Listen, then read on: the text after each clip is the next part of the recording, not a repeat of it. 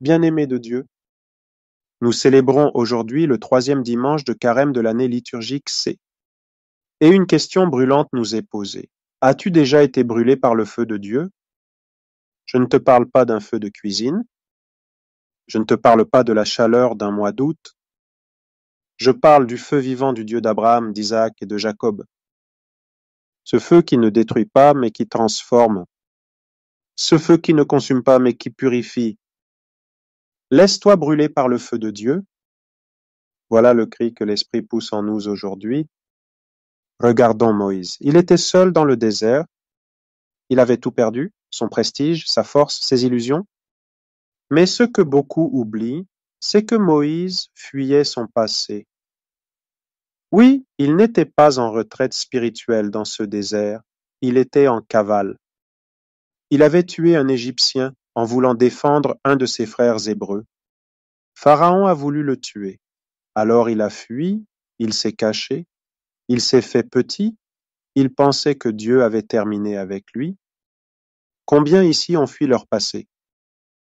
Tu as peut-être vécu un divorce douloureux, une trahison, un avortement, une addiction, une blessure d'enfance, et tu te caches derrière le travail, derrière l'église, derrière le rire. Mais Dieu voit, Dieu entend, et surtout, Dieu descend.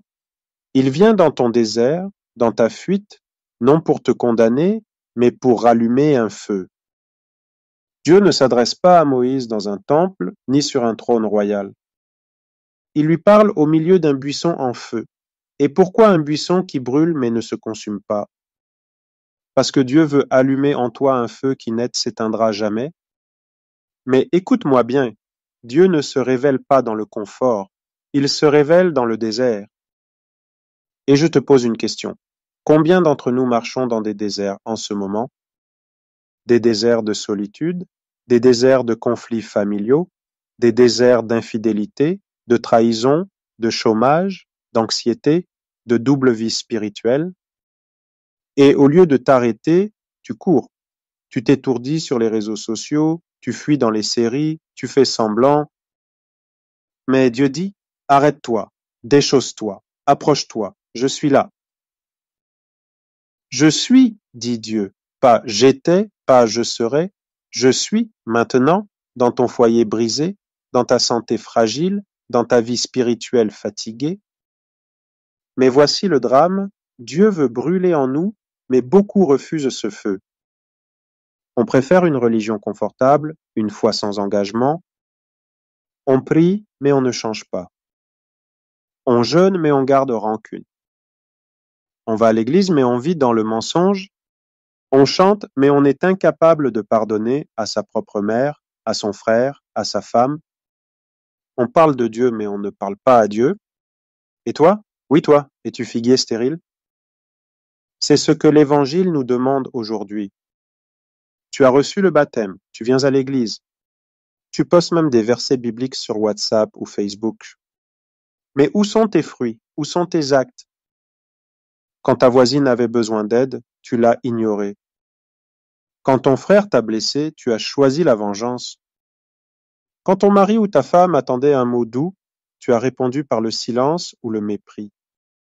Dieu ne cherche pas des chrétiens bien habillés mais stériles. Il cherche des disciples en feu, vrais, humbles, transformés. Regarde autour de toi. Nos familles sont divisées. Les couples se déchirent. Les jeunes quittent l'église. La jalousie ronge nos communautés. Les hommes ne prient plus. Les femmes pleurent seules dans leur chambre. Et pourquoi? Parce que le feu s'est éteint. On préfère les homélies tièdes, les discours polis, qui ne bousculent personne. Mais aujourd'hui, le Seigneur frappe plus fort. Alors, veux-tu laisser Dieu rallumer ce feu en toi? Tu veux une guérison? Tu veux un vrai changement? Alors voici 4 clés pour te laisser brûler. 1. Approche-toi du buisson. Reviens à une prière vraie, pas une récitation mécanique, mais une prière où tu parles à Dieu avec ton cœur, dans ta voiture, dans ta chambre, dans ta cuisine. 2. Déchausse-toi. Abandonne ce qui t'éloigne de Dieu, cette relation toxique que tu refuses de couper. Cette rancune envers ton père ou ton ex, cette habitude de mentir ou de manipuler, cette paresse qui t'empêche de prier. 3. Laisse Dieu parler. Ouvre la Bible. Laisse la parole te déranger. Ne cherche pas des versets qui te confortent, cherche ceux qui te transforment. 4. Réponds à l'appel. Va demander pardon à cette personne. Appelle ton frère avec qui tu es fâché depuis 5 ans. Engage-toi dans ta paroisse. Rends visite à cette voisine âgée. Prends une décision radicale pour changer ton foyer. Écoute ce dernier message. Tu es peut-être un papa découragé, une maman à bout, un jeune en chute libre, un chrétien tiède, un serviteur fatigué. Mais le feu de Dieu te cherche aujourd'hui. Alors debout. Oui, si tu en as la force, lève-toi là où tu es. Ouvre tes mains, ferme les yeux et répète avec moi, non pas pour faire joli, mais pour laisser le feu entrer. Seigneur, je suis fatigué, mais je viens à toi. Brûle en moi ce qui ne vient pas de toi. Je te donne ma vie, mes blessures, mes échecs, mes secrets. Allume ton feu, Seigneur. Je ne veux plus rester tiède. Je veux porter du fruit. Je veux vivre pour toi. Amen. Frère, sœur, ce feu est là. Il est déjà à l'œuvre.